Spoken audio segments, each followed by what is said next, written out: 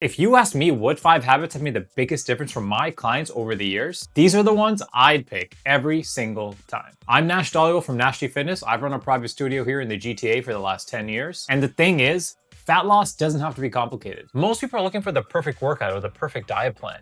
But if you stack habits consistently, you'll see quite a bit of change. So what are these habits? Habit number 1, hit your protein. You have to make getting enough protein a priority, because when you're in a fat loss phase and you're in a calorie deficit, protein is the thing that's gonna help keep the muscle on your frame. If you've spent any time in a calorie surplus prior to building muscle, you wanna make sure that muscle stays at the end of the cut. So not only does it help make you look better at the end of the day, it also keeps you way more full, and it can just make sticking to your diet plan a whole lot easier. And this is something I tell all my clients when we work together. Before worrying about fats or carbs, because a lot of people tend to demonize them, ask yourself one question. Did I hit my protein today? If you can consistently do that, trust me, you're ahead of a lot of people trying to lose weight. So a quick rule of thumb here, aim for at least 60% of your body weight in pounds in terms of grams of protein. Obviously, you can go closer to even a gram per pound of body weight, but that is the bare minimum. If you can stay within that range of 0.6 to 1 per pound of body weight, I think you'll be sitting pretty. Habit number 2, walk more. It might sound almost too simplistic for a lot of people, but people honestly underestimate how important daily movement can be, because you don't need to destroy yourself every single day running on the treadmill for an hour. Because when you walk more, you're actually burning calories throughout the day. And again, you're not affecting your levels of fatigue because it's sustainable, it's easy to recover from, and almost anyone can do it. The better you can recover in a calorie deficit, the better off you'll be. So the rule of thumb here, aim for at least 8,000 to 10,000 steps per day. It doesn't have to be going outside, doesn't have to be on a treadmill, it can be anywhere you want it to. But at the end of the day, 8,000 to 10,000 steps puts you at around 400 to 500 calories that you're naturally burning every single day. Habit number 3, stop trying to be perfect. This right here is where most people fail. Sometimes you'll start off strong, but then maybe you'll screw up and have a cookie that you shouldn't have had, or missed a workout that you really wanted to hit, or you have a set diet plan and you maybe don't follow through with it for a day. And then people can convince themselves that they've ruined everything and that they are off course and this isn't working. But that's simply not true, because one meal won't make you overweight, just like one healthy meal won't suddenly make you lean. Fat loss comes from what you do consistently over weeks and months, not just a single day, because progress beats perfection every single time. The way I look, the way a lot of my clients end up looking, the way people in the world that are fit, the way they look like comes from just time doing its thing.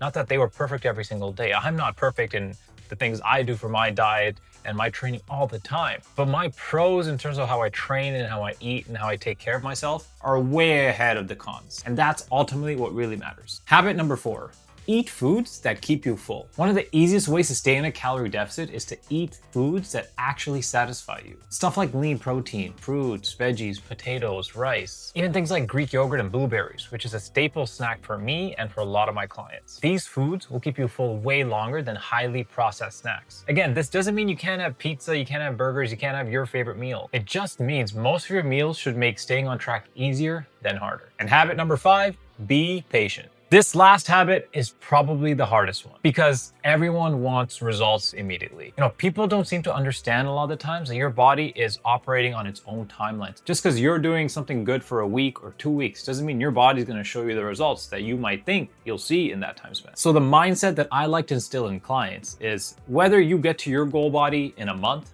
6 months, a year, 2 years, it really shouldn't matter to you. Because ultimately, if you want to look a certain way in 1 month, you want to lose 30 pounds or whatever the case might be, I'm sure you'll also want to look like that in a year and hopefully 2 years from now. Like at the end of the day, you want to fall in love with the process of this. Because if you love the process, how you look along the way isn't the only thing keeping you on track or making you do this. The way I look, the way I feel is honestly just a product of me doing the things I love over the course of 10, 15 years now. I never set out to look a certain way or to do certain things in the gym. I just felt more confident about myself, eating a certain way, training a certain way, doing all these things in terms of recovery. And ultimately, I'm happy with where I am. Do I want to be better? Of course, everyone does.